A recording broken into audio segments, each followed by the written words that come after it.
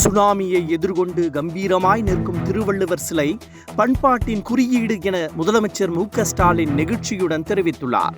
கடந்த 2000 ஆண்டு ஜனவரி மாதம் 1ஆம் தேதி குமரிக்கடலில் முன்னாள் முதலமைச்சர் கலைஞர் கருணாநிதியால் திருவள்ளுவர் சிலை திறந்து வைக்கப்பட்டதன் வெள்ளி விழாவையொட்டி விவேகானந்தர் மண்டபத்திற்கும் திருவள்ளுவர் சிலைக்கும் இடையே 33 கோடி ரூபாயில் அமைக்கப்பட்ட கண்ணாடி இடைப்பாலத்தை முதலமைச்சர் மு.க.ஸ்டாலின் நேற்று திறந்து வைத்தார். இந்த நிலையில் திருவள்ளுவர் சிலை வெள்ளி விழா மலரை முதலமைச்சர் வெளியிட்டார். வள்ளுவர் சிலை வெள்ளி விழா தனது வாழ்நாள் பரிசு என நெகிழ்ச்சி தெரிவித்துள்ள முதலமைச்சர், மாவட்டந்தோறும் திருக்குறள் பயிலரங்கம் அமைக்கப்படும் எனவும் டிசம்பர் மாதத்தின் கடைசி வாரம் திருக்குறள் வாரமாக கடைபிடிக்கப்படும் என்றும் முதலமைச்சர் மு.க.ஸ்டாலின் அறிவித்துள்ளார். சென்னையில் தொழில் வரி உயர்த்தப்பட்டதற்கு EPS கடும் கண்டனம் தெரிவித்துள்ளார்.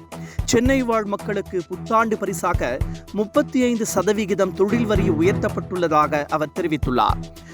44 மாத திமுக ஆட்சி காலத்தில் சொத்து வரி உள்ளிட்ட பல்வேறு வரிகள் உயர்த்தப்பட்டுள்ளதாக குற்றம் சாட்டியுள்ளார். இதன் காரணமாக அரசு மற்றும் தனியார் நிறுவனங்களில் பணிபுரியும் 75% மக்கள் கடுமையாக பாதிக்கப்பட உள்ளதாக தெரிவித்துள்ள EPS தொழில் வரி உயர்வை உடனடியாக திரும்பப் பெற வேண்டும் என்றும் வலியுறுத்தியுள்ளார்.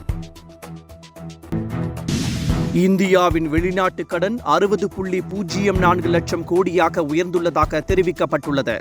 செப்டம்பர் மாதம் வெளியான புள்ளி விவரத்தில் இந்த தகவல் தெரிவிக்கப்பட்டுள்ள நிலையில் இது ஜூன் மாதத்தை ஒப்பிடும்போது 4.3% அதிகமாகும். இதன்படி ஜூன் மாதத்தை விட 2.5 லட்சம் கோடி அதிகம் என குறிப்பிடப்பட்டுள்ளது. கேரளாவை மினி பாகிஸ்தான் என்று கூறிய மகாராஷ்டிரா அமைச்சர் நிதிஷ் ராணேவுக்கு கேரள முதலமைச்சர் பினராயி விஜயன் கடும் கண்டனம் தெரிவித்துள்ளார். அரசியல் சாசனத்தின் மீது எடுத்துக்கொண்ட உறுதிமொழியினை அமைச்சர் மீறிவிட்டதாக அவர் குற்றம் சாட்டியுள்ளார். சங் பரிவார் திட்டமிட்டு பரப்பும் பொய் பிரச்சாரத்தை கேரள மக்கள் முறியடிப்பார்கள் என்றும் அவதூறாக பேசிய அமைச்சர் நிதிஷ் ராணே தனது பதவியை ராஜினாமா செய்ய வேண்டும் என்றும் முதலமைச்சர் பினராயி விஜயன் தெரிவித்துள்ளார். அண்ணா பல்கலைக்கழக விவகாரத்தை கண்டித்து நாம் தமிழர் கட்சியினர் நடத்திய போராட்டத்தில் கலந்து கொண்டவர்கள் கைது செய்யப்பட்ட நிலையில் செய்தியாளர்களை சந்திக்க வந்த சீமான் போலீசாரால் கைது செய்யப்பட்டார். சென்னை வள்ளுவர் கோட்டம் அருகே தடையை மீறி நாம் தமிழர் கட்சியினர் போராட்டம் நடத்த முயற்சி செய்தனர். அப்போது அவர்களை போலீசார் கைது செய்தனர். அப்போது அந்த இடத்திற்கு வந்த சீமானை செய்தியாளர்கள் சூழ்ந்தனர். அப்போது ஒரு நிருபர், உங்களை கைது செய்ய போகிறார்களா என கேட்டார். அதற்கு பதிலளித்த சீமான், அப்படியெல்லாம் கைது செய்ய மாட்டாங்க என கூலாக கூறினார். அப்போது அங்கு வந்த போலீசார் சீமானை காரில் இருந்து இறக்கி கைது செய்தனர். 2024ஆம் ஆண்டு இன்றுடன் முடிந்து நாளை 2025 புத்தாண்டு பிறக்க உள்ள நிலையில் கூகுள் நிறுவனம் சிறப்பு டூடல் வெளியிட்டுள்ளது.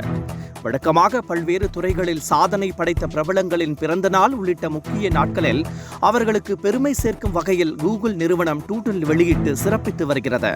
இந்த நிலையில் புத்தாண்டை வரவேற்கும் விதமாக கண்கவர் டூடலை வெளியிட்டுள்ளனர்.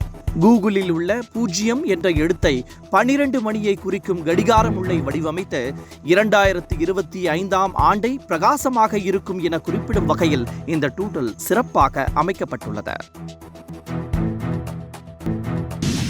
2024ஆம் ஆண்டில் ஆபரண தங்கத்தின் விலை சவரனுக்கு 9,000 ரூபாய் அதிகரித்துள்ளது.